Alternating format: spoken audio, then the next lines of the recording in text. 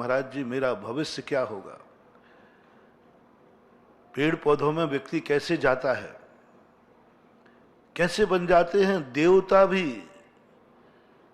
पहले दूसरे स्वर्ग के देवता भी एक इंद्री बन जाते। कहां स्वर्गों का सुख, कहां स्वर्गीय आनंद, और कहां जाकर के वो एक इंद्री पर्याय में जाकर के तहते चय थावर तन धरे यों परिवर्तन पूरे करे, एक इंद्री बन जाता है। अब विचार करें कहां स्वर्ग था एक सेकंड पहले, सेकंड आपकी भाषा को समझने के लिए, और एक सेकंड बाद वो पेड़ में पौधों में आकर जन्म लिया, जल में जन्म गया, पृथ्वी में जन्म गया, एक इंद्री बन गया।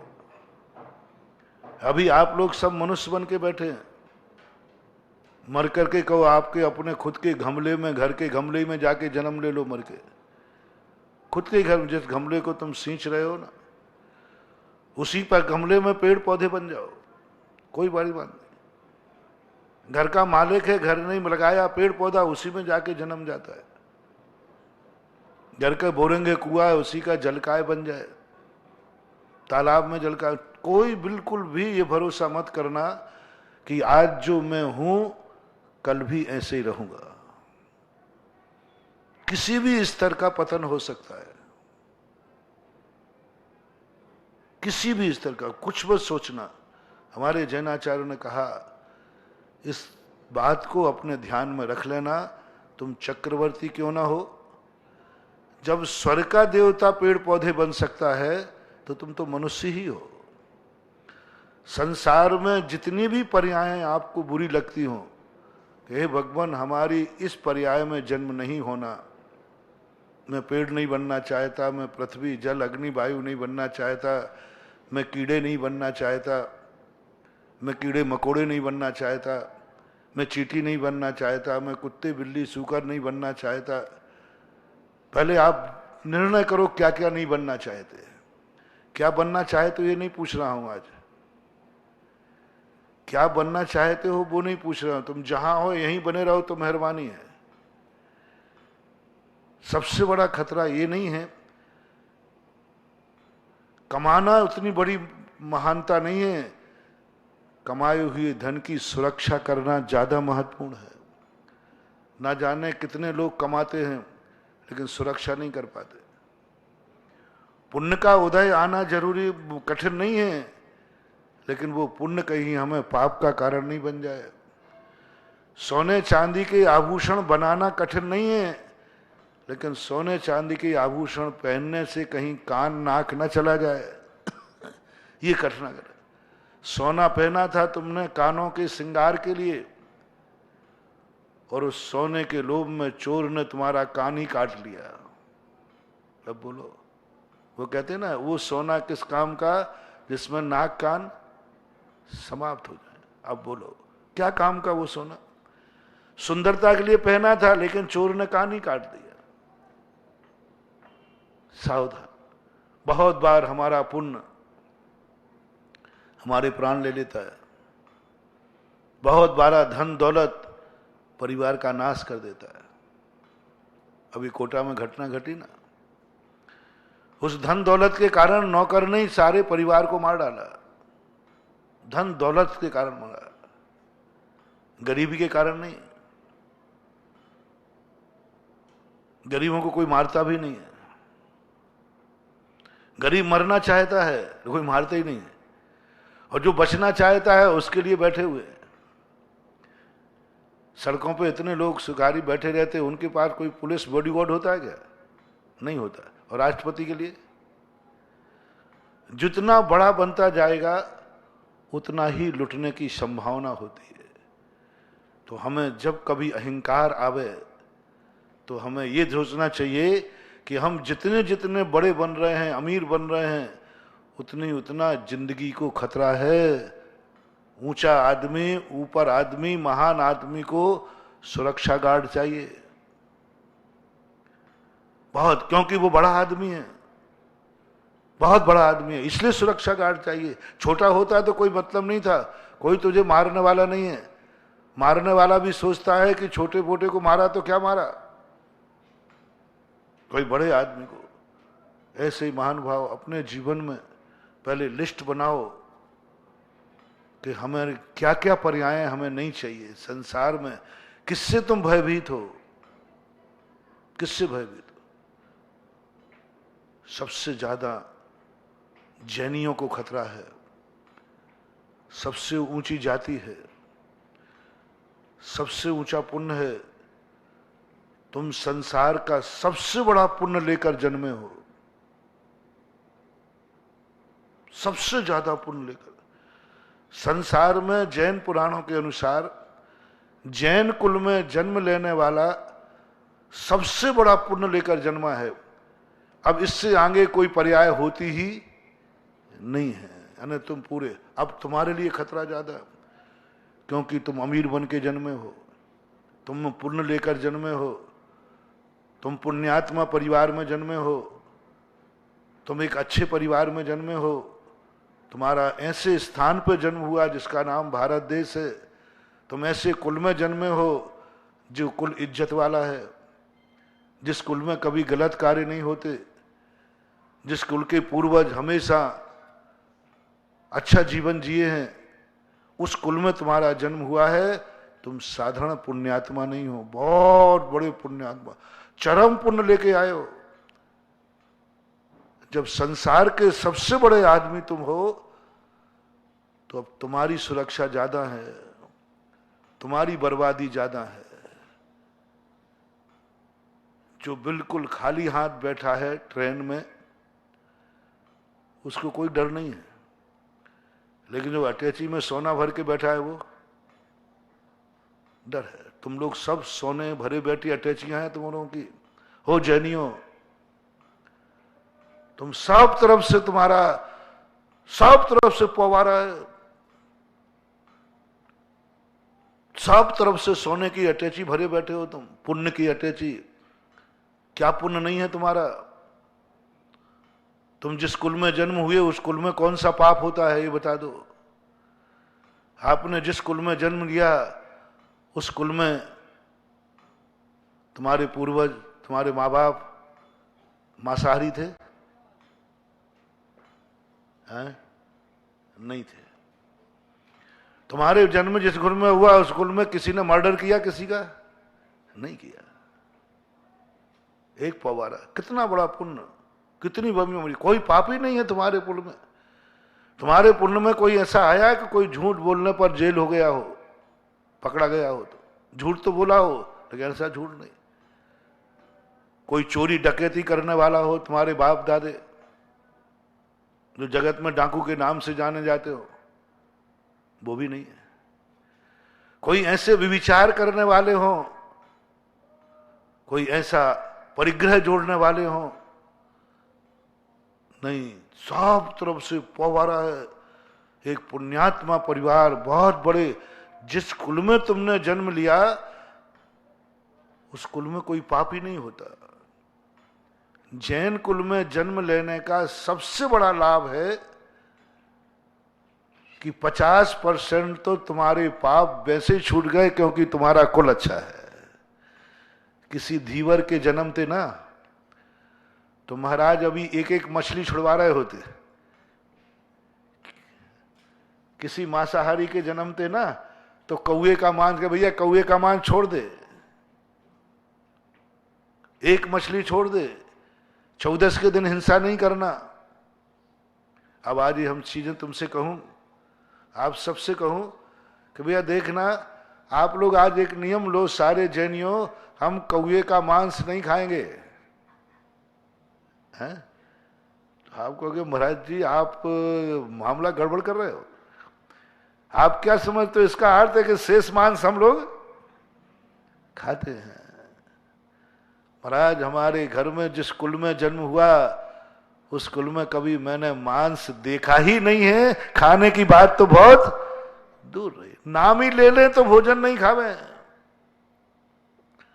कितना पुण्य है रे भाई तुम लोगों का, कितना पुण्य। देखो तो सही, पहला पुण्य तो तुम अपने आप को सराहो कि तुम्हारा कितना पुण्य है कि उस देश में, उस भूमि पर जन्मे हो जिस भूमि पर तीर्थंकर जन्मते हैं, तीर्थंकरों का विहार होता है। आर्यखंड ये पापियों के लिए नहीं है। ये आर्यखंड जिसमें अपना जन्म हुआ ना भारत देश में, ये पापियों के लिए जन्म नहीं है। पूरे 3 लोक के अंदर 160 पृथ्वियां हैं ऐसी। 3 लोक तो बहुत बड़ा है, 2.5 द्वीप भी बहुत बड़ा है। एक क्षेत्र की अपेक्षा देखा जाए तो अकेला मान लीजिए तो 160 मात्र नगरियां और 10 से 170 स्थान ऐसे हैं जो पुण्यात्माओं के लिए भी सुरक्षित किए गए। अपने एक भरत क्षेत्र की अपेक्षा समझें तो इसके 6 बंटवारे किए गए, जिसे 6 खंड बोलते हैं। 6 खंडों में 5 खंड में तो पापियों के लिए सुरक्षित किए गए, क्योंकि पापियों की संख्या ज्यादा है। भक्ष खाने वालों की संख्या ज्यादा है कि अभक्ष की? रात्रि त्यागी करने, भोजन त्याग करने वालों की संख्या है कि खाने वालों की? खाने वालों।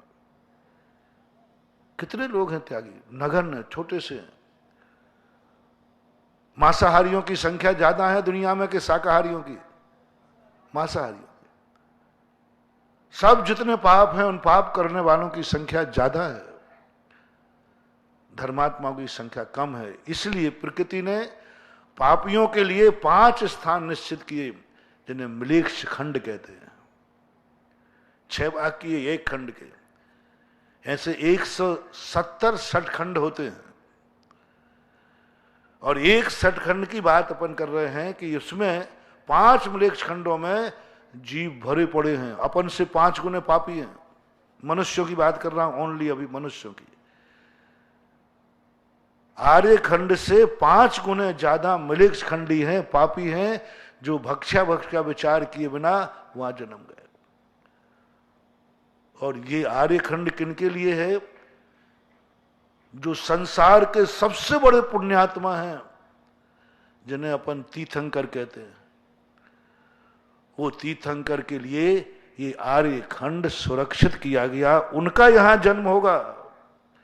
जहां तीर्थंकर जन्मते हैं उसको आर्य खंड बोलते हैं। तो ये जो भारत देश जिसमें अपना जन्म हुआ, ये उन पुण्यात्मा के लिए था। आपका जन्म कहां हुआ? उसी भारत में कि दूसरे भारत में? ओहो, सराहो रे अपने आप के पुण्य को, अपने हाथ से अपनी पीठों को सराहना करो। जो स्थान तीर्थंकरों के जन्म के लिए निश्चित किया, उस स्थान पे जन्म न मेरा हो गया, यानी मैं कितना पुण्यात्मा हूं। मेरा पुण्य तो देखो कितना है कि जहां तीर्थंकरों के लिए निश्चित किया था वहां मेरा जन्म हुआ। इसका अर्थ है कि हमने तीर्थंकर बनने का पुण्य तो नहीं किया, लेकिन तीर्थंकरों की भूमि पर जन्मने का तो पुण्य कर ही लिया। कितने वीआईपी अपन लोग, कितने वीआईपी। इस वीआईपी की कोई गर्व करना, कभी अपने आप को पापी मत कहना। मैं तो हमेशा कहता हूं, भारत देश में जन्म लेने वाला कभी पापी हो ही नहीं सकता, क्योंकि कर्मों ने क्या देखा, इसको भारत में जन्म दो, म्लेच्छ खंड में जन्म मत दो। कुछ तो अच्छा किया है। नहीं, इस पापी को म्लेच्छ खंड में जन्म दो, कर्म निश्चित करता है। और अपनी छटाई में पापी और पुण्यात्मा की छटाई हो रही थी। अपन पुण्यात्मा के खाने में आए और ये पुण्यात्मा को भारत में जन्म दो, क्योंकि ये पुण्यात्मा है। पहला निर्णय तो ये करो। कोई भी व्यक्ति आर्यखंड में जन्मता है, चाहे वो किसी जाति में जन्मे, किसी कुल में जन्मे, पहला पुण्य तो उसका है कि वो आर्यखंड में जन्म लिया, यानी कहीं ना कहीं से उसने कोई पुण्य किया है। अन्यथा ये भारत देश जैसा देश पापियों को नहीं मिलने वाला। उसमें भी आप लोगों को ऐसा स्थान मिला, मध्य भारत। मान लीजिए तुम कहीं और ऐसे स्थान पर जन्म जाते जहां सब कुछ अभक्ष है, मांसाहार है, ऐसी जाति में जन्म जाते जहां बाप दादे मांसाहारी थे, क्या करते तुम? क्या कर लेते? बाप दादे मांस खा रहे होते तो आप भी क्या खा रहे होते? अपन सब माँ बाप मांसाहारी है, कुल जाति मांसाहारी है। मांसाहारी कुल में जन्म होते तो कल्पना करो जैनियों, तुम्हारे पुण्य की पहले सराहना करो। पहले अपने आप को, अपने अतीत को, अपने भगवान को, जो तुम्हारी श्रद्धा हो कि हे भगवान मेरा जन्म जैन कुल में जन्म हो गया। यदि यही जन्म भारत में किसी मांसाहारी कुल में जन्म होता तो आज बकरे काट रहे होते, मुर्गे काट रहे होते, मछलियां खा रहे होते, अंडे खा रहे होते, क्या क्या होता है। उस सब से बच गए। ये मांसाहार हम साधुओं को त्याग कराना पड़ा तुमसे कि तुम्हें कुल परंपरा से ही त्याग मिला है? कुल परंपरा से त्याग मिला, हमने कभी खाया ही नहीं, देखा ही नहीं। कितना पुण्य, कितना पाप करते। यदि एक ऐसे नीच कुल में जन्म जाते तो क्या कर लेते तुम? कुछ नहीं करते। वही सब कुछ कर रहे होते जिसको आज देख करके घृणा होती है। आज मांसाहारी को देखकर कैसी घृणा होती है? कितनी घृणा होती है। थोड़ी सा यदि पाप किया होता तो जिससे आज तुम घृणा कर रहे हो वही तुम खाते हुए पाए जाते। जिसके नाम पर भी घृणा है वह खाते हुए पाए जाते।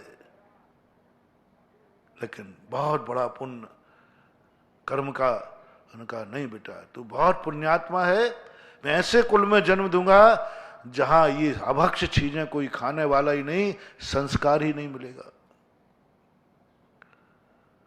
ये सब चीजें विचारनी है। तुमने कभी पूर्व भाव में ऐसे भाव किए होंगे कि भगवान मेरा जन्म हो लेकिन किसी मांसाहारी कुल में जन्म ना हो। तुमने जन्म मरते समय किया होगा कि भगवान मेरा जन्म हो लेकिन उस घर में हो जहां माँ बाप रात्रि भोजन नहीं करते हो, अभक्ष नहीं खाते हो, भगवान की पूजन भक्ति करते हो, धर्म हो, वो आपको मिल गया। ये तो हो गया आपका। यानी आप सब तरफ से समृद्ध हैं इस समय। और भी ज्यादा समृद्ध तो तब है जिस समय तुम जैन कुल में लेकर के सुबह उठ करके यदि मंदिर जाने का भाव आ गया, समझ लेना कि तुम्हारे सोने में सुहागा हो गया। अब पुण्य की चरम सीमा। एक तो जैन कुल में जन्म गए, ये सब बातें तुम्हें बता दी कि तुम्हें ऐसा अच्छा कुल मिला। और यदि तुम्हें ऐसे माँ बाप मिल गए जो कहें बेटा उठो मंदिर का समय हो गया। दुनिया के माँ बाप हैं बेटा उठो चाय पीने का समय हो गया, नाश्ते का समय हो गया, स्कूल जाने का समय हो गया, क्रिकेट खेलने का समय हो गया, वॉकिंग का समय हो गया। उठो फलाने ब्याई जी आ गए उसका समय हो गया। उठो दुकान का समय हो गया। उठो तुम्हारी सुबह से ड्यूटी है, नौकरी पे जाने का समय हो गया। बोलो कितनी माताएं पिता हैं जो अपने बेटों को, अपने परिवार को किस किस के लिए जगाती है। माताएं बेटों को जगाती हैं कि नहीं? कि आपके बेटे अपने आप ही उठ जाते हैं? छोटे से बेटों की बात कर रहा हूं, हैं? ऐसी कोई मां बताओ जो ये कहे मैंने अपने बेटे को कभी नहीं जगाया, वो अपने आप ही उठता है? एक कोई मां बताओ। है ना? सबने जगाया, सबने जगाया। ऐसा हो ही नहीं सकता कि बेटे को जगाना ना पड़े। कभी ना कभी तो कोई ना कोई कारण तो ऐसा पड़ जाता है। अब ये बात में तो मैं सब एक मत है, सब करते हैं।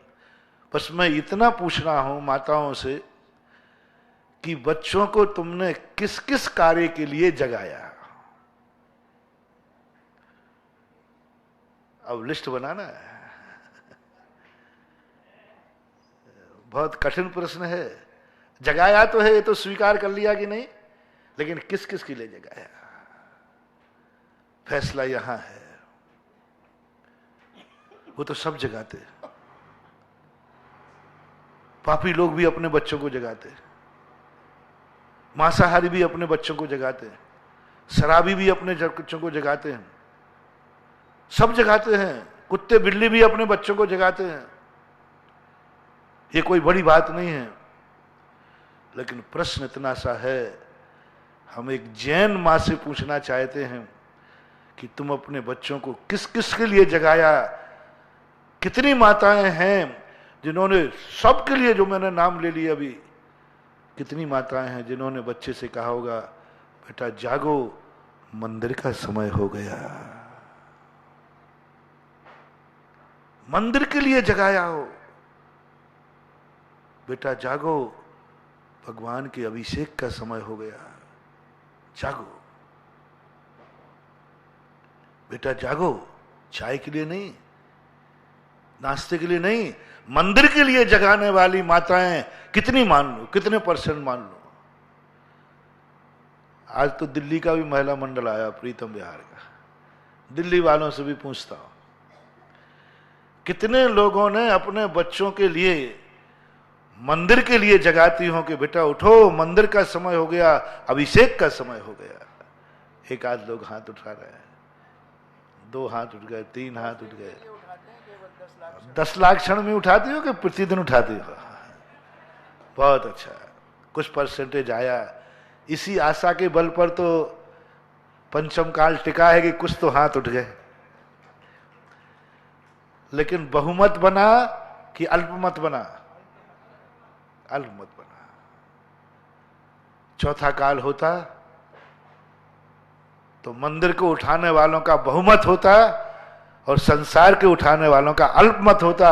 और पंचम काल है, हर मां बेटे को उठाती है, लेकिन बस संसार के कार्यों के लिए उठाती है, परमार्थ के लिए नहीं उठाती।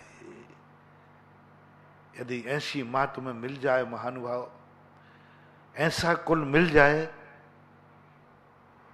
और ऐसी भावना भाव कि हे भगवान, जिस मां की गोदी में मैं जन्मूं वो मुझे कभी जगावे भी। पहली बात तो मुझे जगाना नहीं पड़े, मैं खुद जाग जाऊं।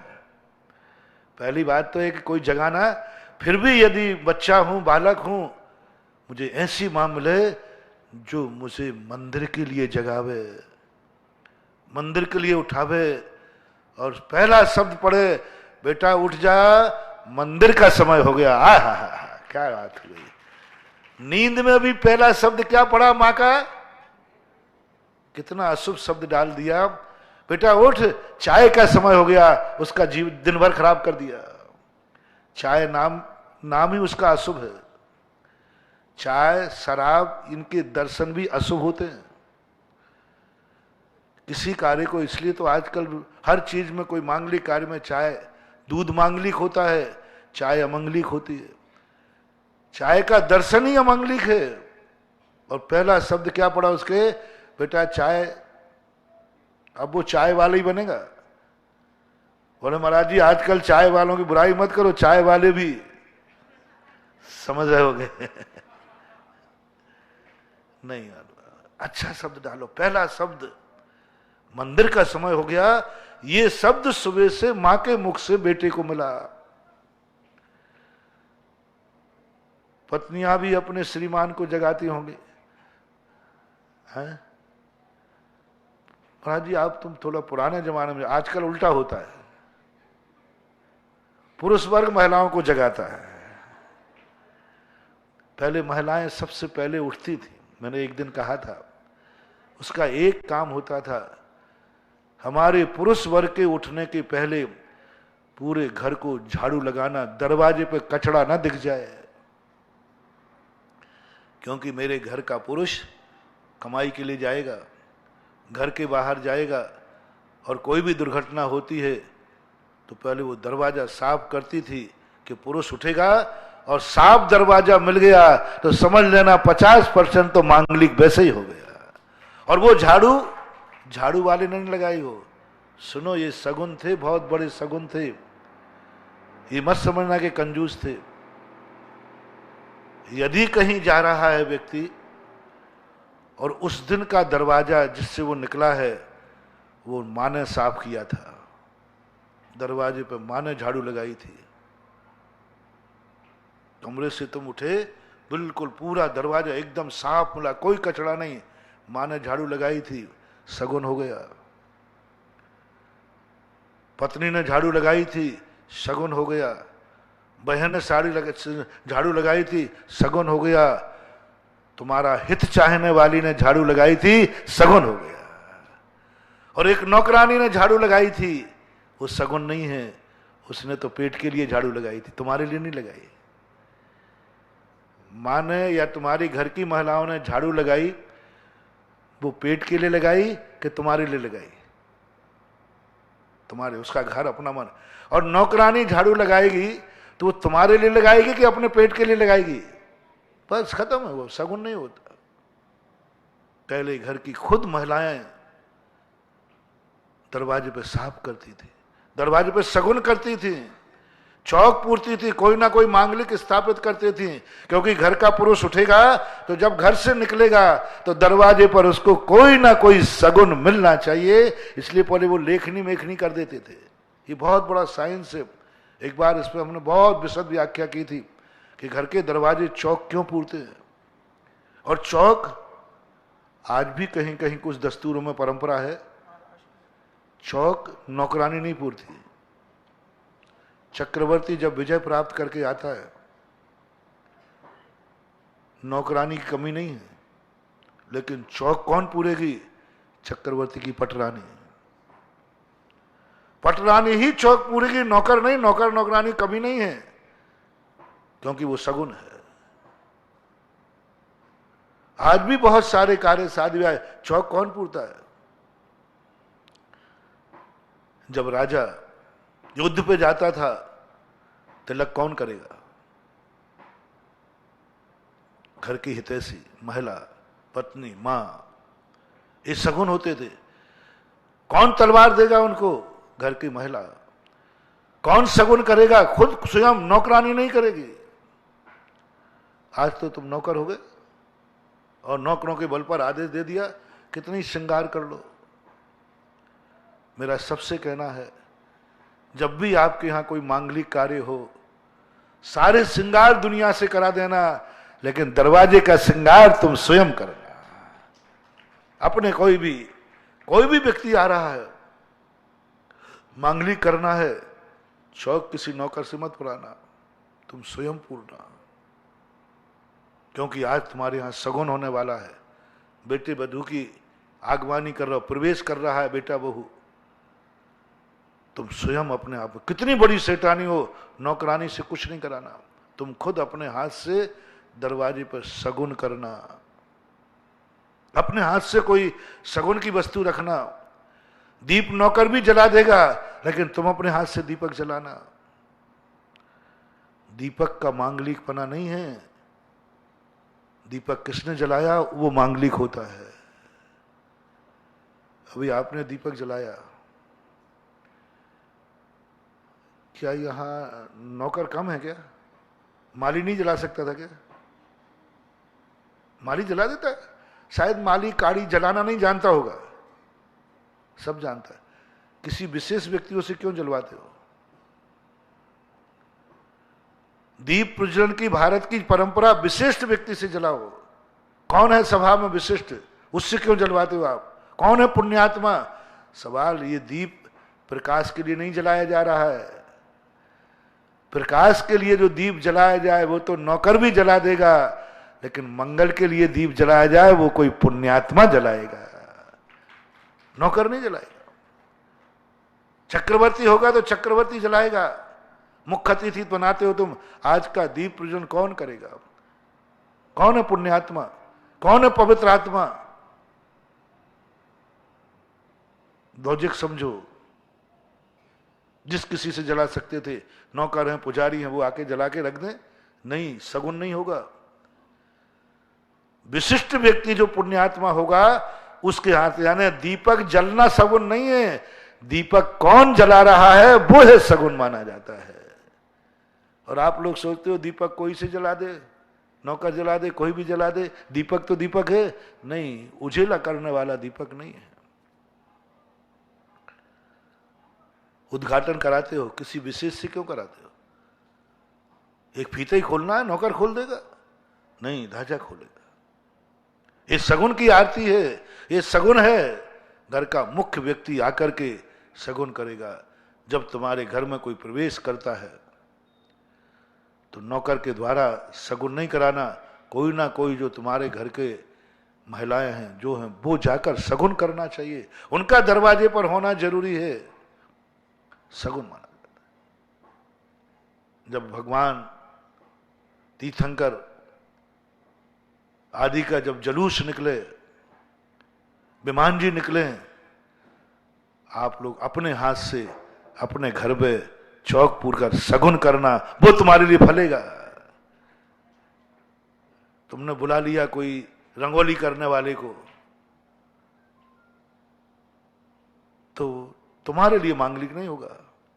और तुम अपने हाथ से बनाओगे, एक छोटा सा भी बनाओगे, वो सगुन होगा, अपने हाथ से बनाया। तो इस प्रकार की जो स्थितियां बनती हैं, उन स्थितियों को आपका बहुत बड़ा पुण्य है, बहुत बड़ा पुण्य लेकर आप आए कि ऐसी चीज में, ऐसे स्थान पर आप लोगों को ये अधिकार मिला है। और इस अधिकार को आप अपने जीवन में समझो कि तुमने कितना बड़ा पुण्य किया कि ऐसा कुल जाति परिवार में जन्म हुआ। कितनी बड़ी शक्ति लेके आए कि आपके हाथ मांगलिक हैं, लोग आपसे दीप प्रज्वलन करा रहे हैं। आप मांगलिक हैं कि आप चौक पूरने के लायक हो गए।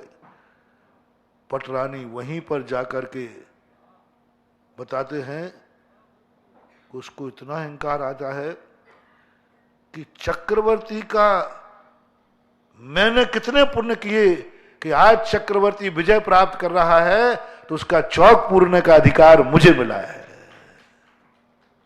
तो पहले की जो महिलाएं होती थी, वो कहती थी, नहीं, घर के दरवाजे की झाड़ू मैं लगाऊंगी, क्योंकि मेरे परिवार का व्यक्ति बाहर जाएगा तो उसको मेरे हाथ का सगुन होना चाहिए। ये बात मैं कह रहा था। अब आज की माया उल्टी है, वो प्रसंग को अभी मैं नहीं छेड़ रहा हूं। कौन किसको जगाता है, वो तुम्हारे अंदर की बात है। हमने तो शास्त्रों में पढ़ा है कि भारतीय नारी पुरुष के सोने के बाद सोती है और पुरुष के जागने के पहले उठती है, उसका नाम है भारतीय नारी। नारी को कभी पुरुष सोता हुआ देख ही नहीं सकता। भारतीय नारी का लक्षण, दो लक्षण मैं बताता हूं। भारतीय व्यक्ति कौन है? जिसे सूर्य कभी सोता हुआ नहीं देख सकता। भारतीय आर्यपुत्र कौन है? जिसको सूर्य कभी सोता हुआ नहीं देखता, कभी नहीं देख सकता, क्योंकि सूर्य अस्त के बाद सोता है और सूर्य उदय होने के पहले जाग जाता है। उसको कभी सोता देखते ही नहीं, कभी सूर्य। और जिनको सूर्य सोता हुआ देख ले, वे समझ लेना वो सूर्य का ऐसा अभिशाप लगता है कि वह मर करके मलेच्छ खंडों में पैदा होता है, उल्लू जाति में पैदा होता है, क्योंकि तूने सूर्य का अपमान किया। सूर्य आया तुझे प्रकाश देने, सूर्य आया तेरा अंधकार दूर करने के लिए, और तू आंख बंद करके बैठा है। कर्म कहता है क्या कर रहा है तू? सूर्य तेरे अंधेरे को मिटाने आया है, तू आंख बंद करके बैठा है, सो रहा है। जा, तुझे ऐसा जीवन मिलेगा कि दिन में दिखेगा ही नहीं। दिन में सोने वाले लोग, ये जितने उल्लू दिखे ना कभी, तो तुरंत समझना ये वही है उल्लू जो दिन में सोता था, रात में जगता था। तो कर्म ने कहा, जब इसकी आदत ही है दिन में सोने की, तो क्यों परेशान करो? ऐसी जाति में पैदा कर दो ना जहां दिन में दिखेगा ही नहीं और रात में ही दिखेगा। दिन में सोने वाले भाभी उल्लुओं सुनो, रात में जागने वालों सुनो। नहीं, भारतीय व्यक्ति कहता है सूर्य अस्त के पहले सोना नहीं, सूर्य उदय के पहले जाग जाना। और भारतीय नारी कौन? भारतीय नारी को बीमारी आदि की छोड़ देना, वो अपवाद मार्ग है। बीमारी है, अस्वस्थ है, वृद्ध अवस्था है, वो एक अपवाद है। एक जनरल बात बता रहा हूं। नींद आ जाना अलग चीज है और नींद लेना अलग चीज है। अब आ जाए, बैठे बैठे तुम थक गए हो, कैसे करके आ गया, उसकी बात नहीं कर रहे, तो अपवाद मार्ग है। ये तुम्हारे हाथ में, तुम सोना नहीं चाहते थे लेकिन फिर भी झपकी आ गई। एक प्री प्लानिंग सोना, अब भाई मेरे सोने का टाइम है, बस ये गया काम से। तो अब ऐसी स्थिति में भारतीय नारी कौन? भारतीय नारी को कभी पुरुष सोता हुआ नहीं देख सकता, कभी सोता हुआ देख ही नहीं सकता। सही नारी वही है। घर का कोई भी पुरुष उसको सोता नहीं देख सकता। क्यों? वो पुरुषों के सोने के बाद सोती है और पुरुषों के जागने के पहले उठ जाती है। और साधु भी कौन? साधु और घोड़ा, इन दो चीजों में कहा है।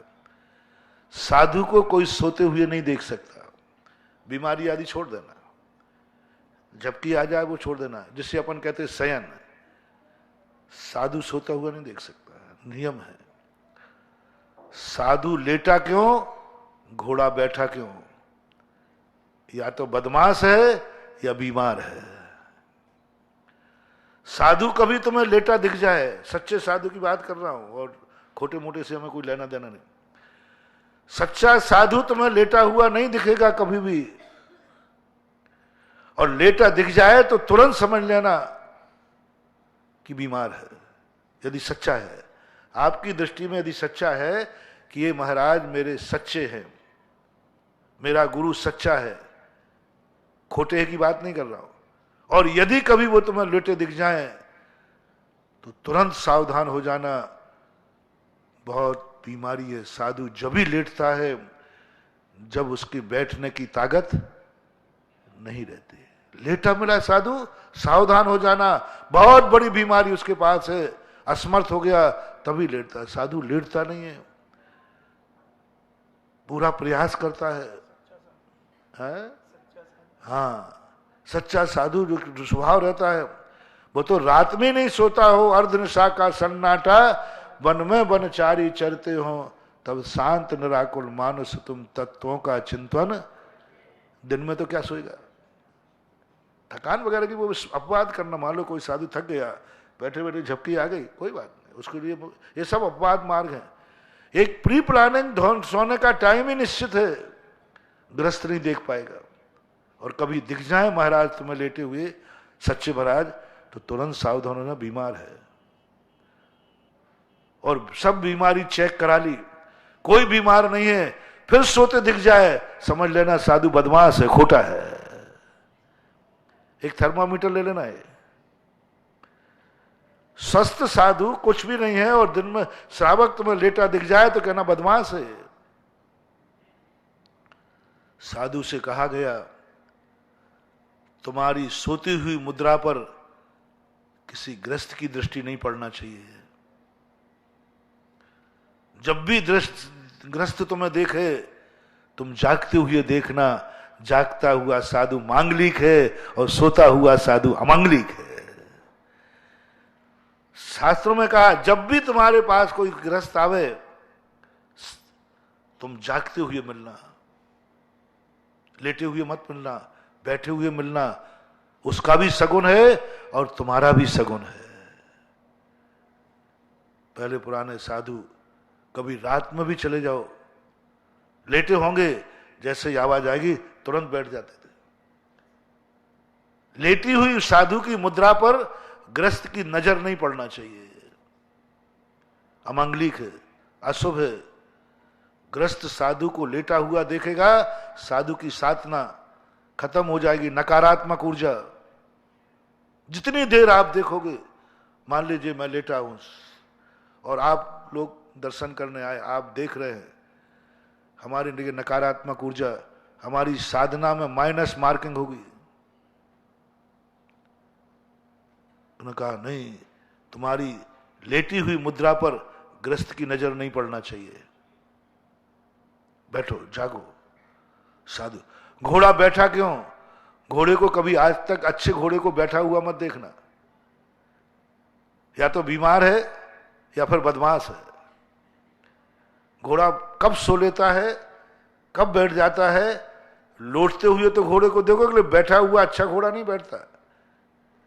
वो एक पैर को थोड़ा लूज करके और नींद निकाल लेता है, लेटता नहीं है। तो इसी प्रकार आप लोगों से मेरा कहना है कि आप लोग अच्छे जैनी हैं तो कम से कम सूर्य उदय के पहले नियम से जागना है। तो पहले लोग ऐसा करते थे, फिर भी चलो तुम्हारी माया तुम जाने, अपना मूल प्रसंग चल रहा था। कौन किसको जगाता है मैं इस पर इंटरफियर नहीं कर रहा हूं, वो आपके अंदर की बात है। आप तो इतना बता दो, कितनी पत्नियां अपने पति को मंदिर के लिए जगाती हैं, अभिषेक के लिए जगाती है, प्रवचन के लिए जगाती है, और आप लोग भी अपने परिवार को कभी जगाते हो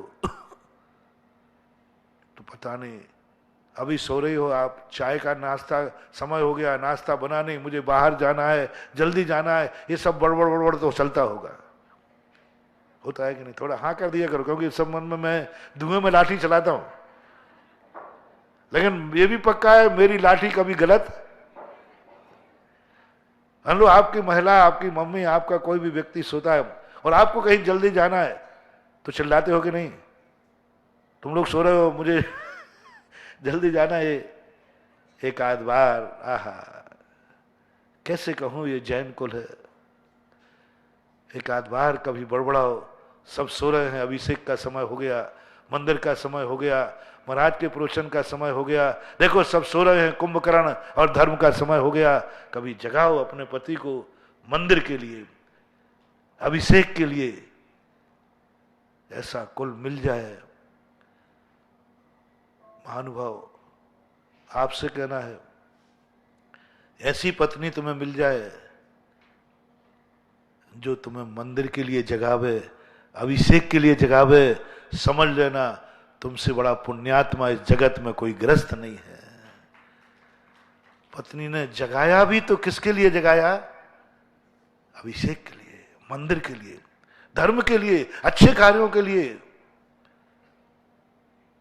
दुनिया भर के कार्यों के लिए तो दुनिया जगाती है, कौन नहीं जगाता? मौके पड़ते हैं तुम लोगों को, जैसे हमने कहा खाना पीना नाश्ते पानी। कभी धर्म के लिए जगाओ, अपने परिवार को जगाओ, क्लेश करो, झगड़ा करो। कितने बार तुमने झगड़ा किया होगा, जो मैंने अभी कहा, नाश्ता तैयार नहीं हुआ, भोजन तैयार नहीं हुआ, मुझे जाना है, सब घर में बैठे, पता नहीं कितने बार। कभी एक बार झगड़ा किया हो, आज मंदिर क्यों नहीं गए? देखो सब कुंभकर्ण सो रहे हैं, मंदिर का अभिषेक हो गया, कोई देखने नहीं गया, कोई करने नहीं गया। मंदिर को लेकर के झगड़ा कितने घरों में होता है, और नाश्ता पानी को लेकर झगड़ा कितने घरों में होता है, ये फैसला आपके हाथ में है। दुनिया भर के कार्यों में झगड़ा हो जाएगा, लेकिन कोई मंदिर नहीं गया तो झगड़ा नहीं होगा, नाश्ता नहीं बनाया तो झगड़ा है, कपड़े नहीं धोए तो झगड़ा है, कपड़े प्रेस नहीं किया तो झगड़ा है। झगड़ा कितनी सी छोटी बात पर है। यदि आप सुबह उठ करके पेस्ट करने गए और वहां बुरुश नहीं मिला मंजन का, कितना झगड़ा। सुबह उठे आप जल्दी से और आपको कहीं जाना था और बुरुश टूटा हुआ मिला, पहला सारे मर गए क्या? ओहो, मैंने फैंसी ड्रेस सही की, यही शब्द निकलते हैं ना, सब मर गए क्या? घर में बैठे बैठे क्या करते हो? एक बुरुश नहीं रख पाए। हाँ हाँ हाँ, एक छोटे बुरुश ने सबको मार डाला, सबको मुर्दा कर दिया, क्रोध आपे से बाहर हो गया, गालियां बकना चालू हो गया एक छोटे से बुरुश को। कभी ये आवाज मंदिर के लिए निकली हो, सब मर गए क्या? आज मंदिर का समय हो गया और कोई भी मंदिर के जाते समय नहीं दिख गया है, चलो बोलो भी ये अशुभ शब्द, कभी ये शब्द मंदिर के लिए बोलना, धर्म के लिए बोलना नहीं होता। करो तो सही एक आध बार झगड़ा कभी। आज मंदिर क्यों नहीं गए, क्या बात है, कोई नहीं करता है। और मंदिर के लिए, धर्म के लिए जिन घरों में झगड़ा होता है, समझ लेना वो सर्वश्रेष्ठ जैनी का घर कहलाता है। धर्म के काम पर झगड़ा, और संसार के कार्य में कोई झगड़ा नहीं, कोई झगड़ा नहीं। धर्म के नाम पर झगड़ा होता है, क्लेश होता है। तो अपना मूल प्रसंग कह रहा था कि यदि तुम्हें ऐसा और जैन कुल मिल जाए तो तुम्हारा पुण्य चरम सीमा पर है, चरम सीमा पर। अब तुम्हें जब सबसे हाउसफुल हो गए तुम, मैंने तुम्हारी सब तिजोरी भर दी, कुल से, जाति से, पुण्य से, सब से। अब तुम्हारे लिए खतरा ज्यादा है, बॉडीगार्ड चाहिए। अब निम्न कुल में जन्म लेने वाले को, मांसाहारी को, शराबी को, जुआड़ी को, गंजेड़े भंगेड़ को, जिनके यहाँ सब पाप होते हैं, इनके लिए कोई बॉडीगार्ड की जरूरत नहीं है, इनको कोई सावधानी की जरूरत नहीं है। वो क्या करें, उनके बाप दादे पापी हैं तो वे पापी हैं। पापी के घर में जन्म लेने वाला पापी बहुत बड़ा पापी पाप का बंद नहीं करता, क्योंकि पापी के घर में जन्म हुआ है। बाप शराब पीता है, बेटा शराब पी रहा है, कोई ज्यादा पापी नहीं है। एक बार मैंने कहा था कि लोग दूसरों की बराबरी करते हैं। रात में भोजन करने से पाप हो जाए तो सारी जगह दुनिया नरक जाएगी क्या? महाराज जी ऐसा सब होता है क्या? ये सारी दुनिया कहां जाएगी? मैंने कि वो तो नहीं जाएगी, तुम जाओगे। बोले महाराज ये क्या बात होगी, एक अजैन रात में खावे तो नरक नहीं जावे, जैनी जावे। मैंने कि हाँ जैनी जावे, क्योंकि तुम बहुत वीआईपी आदमी हो, तुम्हारा जीवन बहुत संकट में है। आप देख लेना, संसार में सब लोग गुटखा खाते हैं, लेकिन सबसे ज्यादा कैंसर जैनियों को होता है। परसेंटेज लगा लेना, परसेंटेज लगा लेना, सबसे ज्यादा कैंसर जो उनकी संख्या हो, जो जिस जाति की संख्या हो, सबसे ज्यादा यदि 100 लोग जैनी गुटखा खा रहे हैं, 100 लोग अजैन गुटखा खा रहे हैं, 100 लोग वो गुटखा खा रहे हैं जिनके बाप दादे भी खाते थे, पिताजी भी खाते थे, बाप दादे भी खाते थे। 100 लोग जैनी शराब पी रहे हैं, 100 लोग वो शराब पी रहे हैं जिनके बाप दादे भी शराब पीते थे। तो जिनके बाप दादे गुटखा खाते थे उनको कैंसर कम होगा। क्यों? उसी प्रकार का जिनके शराब पीने वाले बाप दादे थे, उनका बेटा भी शराब पिएगा, उसको बीमारी कम आएगी। इसलिए आप लोगों को पहले ये सब काम करना है तो तुम्हारे जन्म के पहले बाप को पिलाते पहले, फिर मामला ठीक था। क्योंकि वो शराब पीते पीते तुम्हें जन्म देगा और तुम्हारा होगा, तुम्हारे जीन्स में शराब के अंश आएंगे, शराब तुम्हें नुकसान नहीं करेगी। लेकिन जैनी को सबसे ज्यादा, जितने जैनी शराबी थे आज तक पूरी उम्र नहीं जिए। दूसरी जातियों में मैंने देखा, मैंने एक उदाहरण भी दिया था मेरे सामने का अनुभव। और एक जैनी था, उसका दोस्त, वो भी पीता था। मैंने कि मर जाएगा। बोले महाराज जी आप बेफालतू बातें मत करो, हमें डराओ मत। हमारे साथी देखो कितनी शराब पीते, इनको कुछ नहीं हुआ। मैंने कहा उसको तो नहीं होगा, तुम्हें होगा, तुम मर जाओगे। बोले क्यों? क्योंकि तुम जैन हो। तो वो हंसता है, बोले मेरी शराब भी जानती है कि ये जैन है अजैन है? मैंने कहा हाँ शराब जानती है। मैंने उनको बुलाया, मेरे सामने आए। मैंने कहा तुम इतने सालों से शराब पी रहे, कुछ नहीं हुआ? बोले नहीं महाराज कुछ नहीं हुआ। मैंने तुम्हारे बाप दादे? बोले महाराज हमारी एक भी पीढ़ी नहीं जो शराब नहीं पीती हो। बाप भी पीते थे, दादा भी पीते थे, सब पीते पीते हम लोग प्रतिदिन पी करके ही सोते हैं, पी करके ही बच्चे पैदा करते हैं, पी करके ही जाते बाहर सब। मैंने कि बस मिल गया रास्ता। और मैंने जैन साहब से पूछा, मैंने कि तुम्हारे? तो बोले हमारे पिताजी तो छना पानी पीते थे, बिरती थे। कभी उन्होंने सुपारी भी नहीं खाई, कभी कोई नशा नहीं किया। मैंने कहा सावधान, तुम्हें बहुत जल्दी रिएक्शन होगा। और सरल उदाहरण देता हूं समझाने के लिए। नालियों के पास मजदूर और गरीबों के बच्चे पड़े रहते हैं, उनको इन्फेक्शन क्यों नहीं होता? कहां पड़े रहते वो? आपने देखा होगा, गंदगी में, वहीं कचड़ा पड़ा है, वहीं गंदगी पड़ी, उनको कोई इन्फेक्शन नहीं होता। और तुम्हारा बच्चा चला जाए तो शाम को आते ही छींक आना चालू, बोलो इसको क्या होगा? अरे वो नाली के पास चला गया। अरे गया ही वहां से निकला था भला आदमी, गंदगी के पास से निकल गया तो छींक चालू हो गई, बुखार चालू हो गया, इन्फेक्शन हो गया। और वहीं एक मजदूरन की मां का बेटा वहीं, क्योंकि वह जन्मा भी वहीं है, उसको नहीं होगा, उसको नहीं होगा, तुम्हें होगा, क्योंकि तुम जैन हो। तुमने तो कभी गंदगी की तरफ देखा ही नहीं, तुम्हारे तो घर में गंदगी नहीं, कुछ भी गंदगी नहीं। सबसे ज्यादा बीमार वो होते हैं जो हर हमेशा बच्चे हैंड वॉश हैंड वॉश। आजकल अरे भाई वो बच्चों को गंदा रहने दो, जितना बच्चा गंदा होगा बड़े में उसको इन्फेक्शन उतने कम होते हैं। कुदरत इसलिए बच्चों को गंदा रखती है। लेकिन अब तुम्हारी माया, तो सबसे ज्यादा जैनी को तेरे पिता ने छना पानी पिया है, कभी अभक्ष सेवन नहीं किया, इसलिए तू मरेगा। और 35 साल में ही शराब पीते पीते मरा। और जिसके बाप दादे पीते थे वो 106 साल 4 साल दिया, लगभग 100 से ऊपर दिया।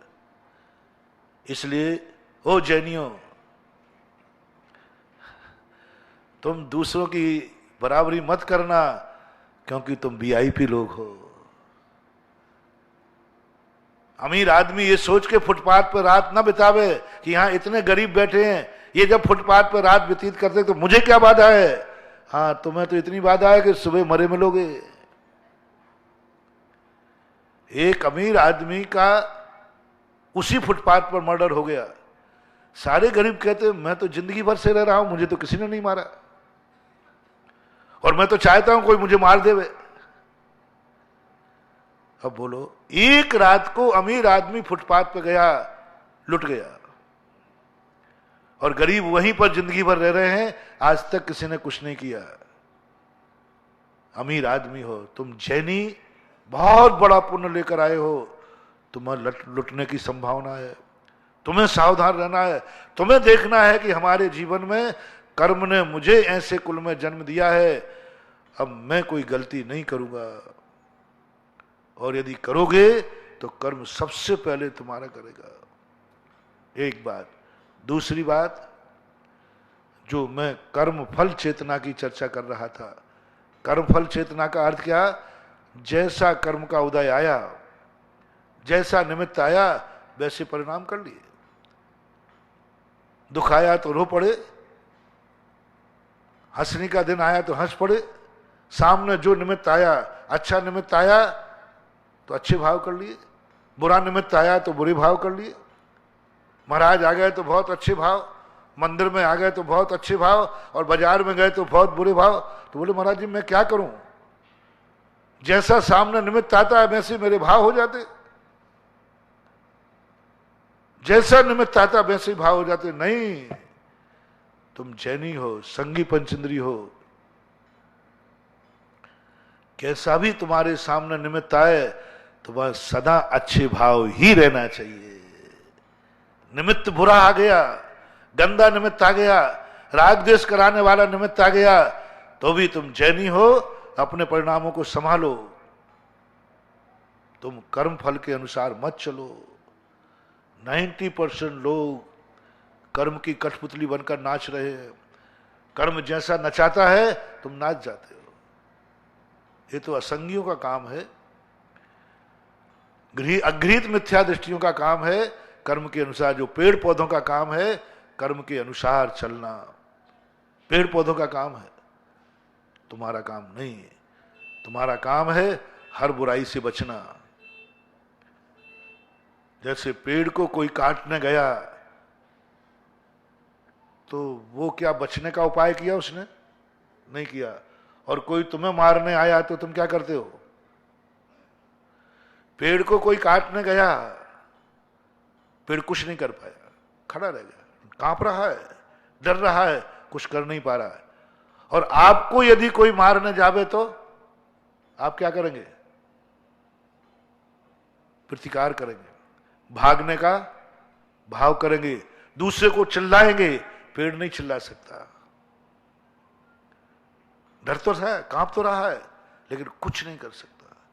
आपको कोई मारेगा तो आप चिल्लाओगे, आप भागोगे,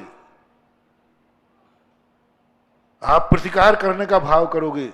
यही तुम्हारी विशेषता। इसी प्रकार जब कोई गलत कार्य तुम्हारी जिंदगी में आ जाए, जब तुम्हारा मन बुरा मन आ जाए, तो उसको नकारो। तुमसे नहीं संभल पाए तो चिल्लाओ गुरु को, आओ मंदिर में, महाराज मुझे बचाओ, मेरे बुरे का संगति मिल गई, बुरा कार्य मिला। जैसा मर्डर करने वाला तुम्हारे पास आया, तुम्हारी जिंदगी नाश करने वाला आया, तो तुम चिल्ला पड़े, बचाओ मुझे, बचाओ मुझे। पेड़ नहीं चिल्लाया, तुम चिल्लाओगे, तुम खुद बांचने का प्रयास करोगे। बस यही स्थिति जैनी की होना चाहिए। जैनी की जिंदगी में जब बुरा भाव आने लग जाए, बुरे निमित्त आने लग जाए, यहां सब शराबी बैठे हैं, यहां सब जुआड़ी बैठे हैं, यहां सब रात्रि भोजन खाने वाले बैठे हैं, यहां सब अभक्ष करने वाले बैठे हैं। पूरी संगति, पूरी मेजॉरिटी गलत है, पूरा मेजॉरिटी गलत है। तुरंत भागो, भागो। जैसे वो मर्डर करने वाला आया, जैसे मर्डर करना, तो पहले तो फाइटिंग करो, आने तो मैं निपट लूंगा।